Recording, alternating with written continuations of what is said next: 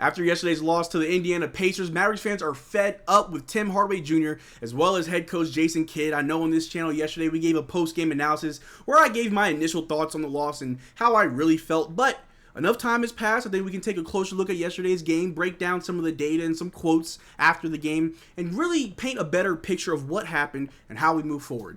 How's it going, everybody? My name is Marcel Martin. This is Mavs Digest, bringing you the latest news and everything Mavericks related. And as always, 88.4% of you guys watching these videos are not subscribed. That number is slowly going down. And like I said in the past few videos, we're on the road to 5,000 subscribers. Last time I checked, we're at about 4,200 subs. But when we get to 5,000 subscribers, we will be doing live watch-alongs on this channel. I can't show the game footage, but I'll give you my live commentary, my live play-by-play action of what's actually going on in the game. And you don't want to miss that, so make sure you subscribe. But let's get into it. Yesterday, the Indiana Pacers whooped our butts, 133-111. It was a rough game. We had a pretty good start, but the Pacers are just known just for their fast offense, their fast pace. And if you can't keep up, they're going to leave you in the dirt, and that's what happened.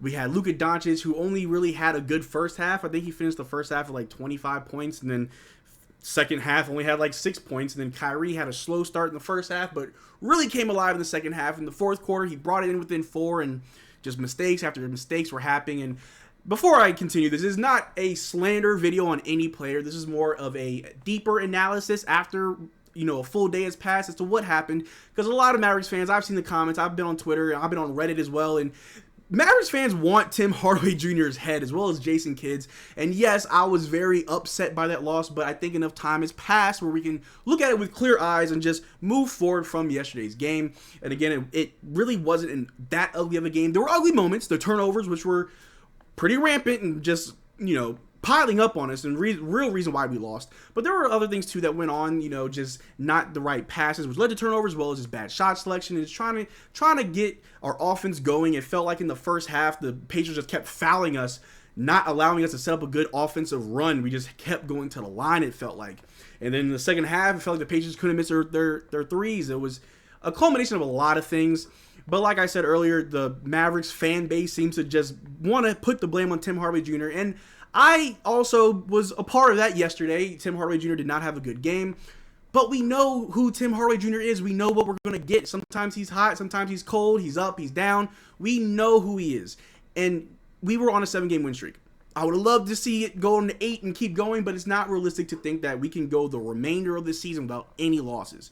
I understand. And in reality, you learn from those losses better than you learn from your wins. And hopefully after yesterday's game, there's some good, you know, game footage the guys can watch to try to build on what went wrong, what to avoid next game, and how to better prepare for teams like the Indiana Pacers, who Rick Carlisle is their coach, who probably knew exactly what to do to this Dallas Mavericks team, and Jason Kidd just not knowing how to outcoach Rick Carlisle. A lot of things were working against us. I don't want to put any blame on just one person, because you're only as strong as your weakest link, and a team is a team. You win with them, you lose with them. But we're going to go right into some stuff here. I got this from Twitter. Tim Hardaway Jr. per game averages since the trade deadline. He's been averaging 25 minutes a game, only on 9 points, 2.6 rebounds, 1.6 assists with 2.2 turnovers a game, shooting 33% from the floor, 28% from 3, and 50% from the free throw line. Yeah, I don't want to harp, but these numbers indicate the Mavs have been winning in spite of him. And that last part, I don't really want to agree with too much. Again, I'm not trying to slander Tim Hardaway. I feel like the internet has done enough slandering of Tim Hardaway in the last 24 hours.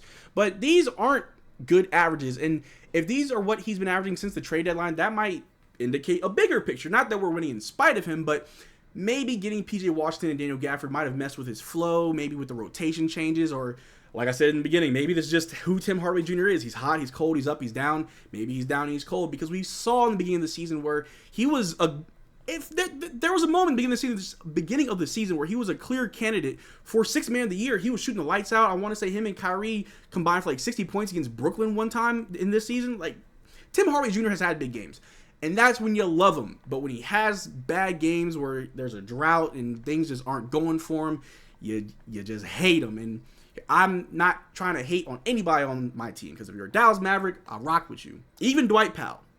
But in the case of Tim Hardaway Jr., he is a shooter. He's a scorer. When he's hot, he's hot. But when he's not, like I said yesterday, it's something that the coach has to figure out when you got someone like Tim Hardaway Jr. who needs the ball, who needs to shoot. And that's how you get production out of him. If he's not hitting his shots, and then if he's not playing great defense, you got to pull him out and give some other guys more minutes. And a lot of people have said, Jaden Hardy isn't the answer.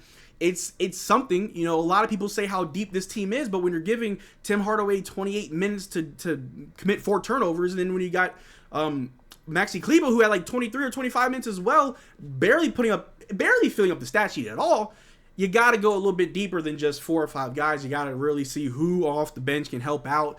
Derrick Jones Jr. I think deserves more minutes, and I'm still gonna campaign for Jaden Hardy, who I believe deserves a little bit more run as well.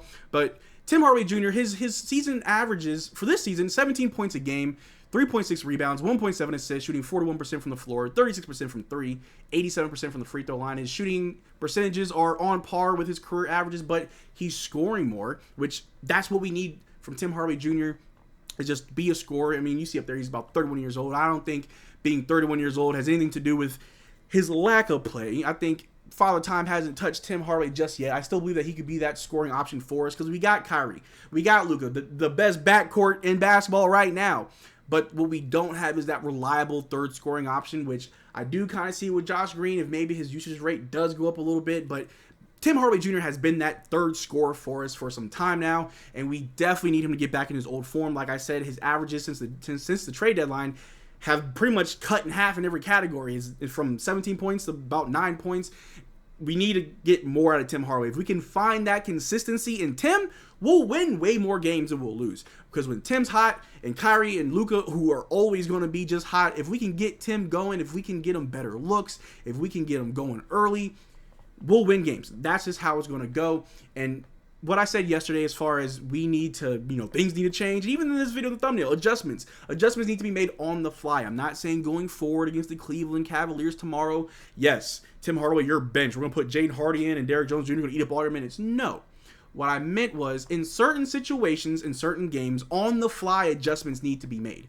On the fly adjustments, if you notice your guy's cold, pull him out. But if your guy's hot, keep him in. I honestly think that Jaden Hardy and Josh Green deserve more minutes yesterday. But against the Cavaliers, maybe they need less. Maybe Tim does have a great game tomorrow, which I'm hoping for. I would love to see Tim Hardaway just pop off against the Cavaliers. It'll be a statement game, get our winning streak back going, and just finish off this, the remainder of the season with a couple wins under our belt. But like I said in the beginning of the video, a lot of hate coming Tim Hardaway Jr.'s way, as well as Jason Kidd. But it's just one loss. We were on a 7-game winning streak. We did beat a couple easy teams. I mean, we beat the Nets. We beat the Thunder, which was a pretty big game for us. That one was huge. The Suns was also a big game, but we also beat the Spurs. We also beat the Wizards. So it was bound to happen that somebody was going to humble us, and I get it. But that doesn't excuse us from being able to be critical of last night's game because, as you all see, if the Dallas Mavericks defeated the Pacers, they will be sitting in the 5th seed. They lost, so they're the 8th seed currently. If the Clippers defeat the Kings tonight, Mavs move up to the 7th seed. If the Kings win, the Mavs stay at the 8th seed. The 5 through 8 spots separated by half a game. And I think that's a better reason to kind of have a knee-jerk reaction to yesterday's losses because for the remainder of this season, things are going to be tight. Half a game between those 4 teams, half a game. We really need to win way more than we lose because the more games slip away from us, the more we fall. I mean, we went from the 8th or 9th seed to the 6th seed during a 7-game winning streak. It took us a 7-game winning streak just to get to the 6th seed, and one loss dropped us down to the 8th seed. So, yes, we can be upset when we lose because the playoff picture. That's the main reason why I'm upset, is because the playoff picture, and you really don't want to fall into that play-in category because, in my opinion, that's high-stake basketball where sometimes you got to win 1 and you're good, sometimes you got to win 2 and you're good. And you don't want to get caught lacking where you may have to see the Lakers or maybe even the Warriors in a play-in situation where those teams aren't the best, but they could still win one quick game off of you if you're not prepared, if you're not ready. Those aren't really bottom-feeder teams. They're better in the playoffs. So that right there, when we take these losses, that's what happens. We slide down the standings. If we won that game, we probably still would have been in the 6th seed. Nothing would have happened. But we lost, so now we're the 8th seed, and so I get it. But if we just look at yesterday's box score, like down there, Tim Hardaway playing 23 minutes. He was a minus 14 with 11 points, 4 turnovers, 1 assist, 3 rebounds. And Maxi Kleber, he's not free of scrutiny either. He played more. He played 25 minutes, only 3 points, 1 assist, 1 rebound. And I don't want to make this all about Tim Hardaway, and I know he's on the thumbnail, but adjustments overall. These are the adjustments that Jason Kidd has to do on the fly. If Maxey and Tim, who are your main guys off the bench, just aren't doing it, go deep. Everyone keeps saying how deep we are. Let's prove it. Throw out some guys. Throw out Jaden Hardy more. I'm always going to advocate for the young guy. Put out Jaden Hardy more. Give more minutes to Derrick Jones Jr. I know when Dante Exum comes back, maybe that's going to fix all of our issues that we have, but let's go deep in the bench. Let's give guys minutes. If someone's not doing it, try someone else. Keep trying. We know Kyrie and Luka's going to do their thing. We know that. Derrick Lively and Daniel Gafford, why aren't they getting played more? I'll throw the box score back up. Derrick Lively, I get it if he's on minutes restrictions, but 14 minutes? Daniel Gafford, 19? Meanwhile, Maxey Kleber, 25? Daniel Gafford and Derrick Lively, Daniel Gafford and Derrick Lively are centers, and they're playing less minutes than Maxey Kleber, who, yes, he's a power forward, but he was playing the 5 yesterday against Miles Turner, who had a career night, at least a season high. These are the adjustments that we need to make, and I'm not really holding any player at fault because some games are on, some games are not, but for Jason Kidd, as a coach, those in-game adjustments, that's what you got to be able to do, because come playoff time, we can't afford to play Maxey Kleber 25 minutes and only see 3 points, or Tim Hardaway Jr. with 4 turnovers in 23 minutes. Meanwhile, Jaden Hardy's playing 8 minutes, Derrick Lively's playing 14 minutes, and the adjustments. I think that's the key takeaway from yesterday's game, is just the adjustments. And right here, after the game, Kyrie had this to say. Kyrie Irving says the Dallas Mavericks' focus needs to be on incremental progression, and a win streak in the regular season doesn't mean crap. Irving focused on the Indiana Pacers creating separation in the fourth quarter. And as I said before, in the fourth quarter, Kyrie got us within 4. The Pacers just had better shots. They just weren't missing. They ran with it. Their pace picked up. But yeah, Kyrie Irving showing some great leadership there, just showing that it's incremental, just day after day. You can't really think of a 7-game win streak going to 8 games. Sometimes you got to take it 1 game at a time.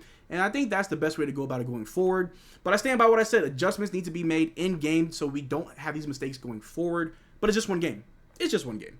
We got another game tomorrow against the Cleveland Cavaliers. Then we have the Toronto Raptors. The season should get a little bit easier for us. And honestly, these losses will teach us a lot more than the wins. And that'll make us the better team come playoff time. But I just want to go over that with you guys real quick because, like I said, I've seen a lot of slander, across the internet about, Tim Hardaway and his play. He needs to leave, and we need to fire Jason Kidd. And I just want to give my 2 cents on the matter because I think it's, in the grand scheme of things, I know I gave my knee-jerk reaction yesterday. I was in the moment. I was upset. But now that I've had some time to think about it and cool down, it's just 1 game. It cost us, going from the 6th seed to the 8th seed, but it is 1 game because who knows what happens in the next week. We could go back to the 6th seed. Anything can happen when you have 4 teams all within half a game of each other. And all I hope is that players do get better. But that's all I got for you guys today. I'll see you guys tomorrow. We're playing against the Cleveland Cavaliers, and you best believe I'll be here with my post-game analysis. So make sure you subscribe so you don't miss a thing. Check out the link in the description below to our Discord where you can find me in the Mavericks Digest section. Always talking sports, always talking Mavericks basketball. We're on the road to 5,000 subscribers. Whenever we get there, we'll be going live, giving live watch-alongs for each and every Mavericks game. You don't want to miss that. But until next time, guys, y'all take care. Peace.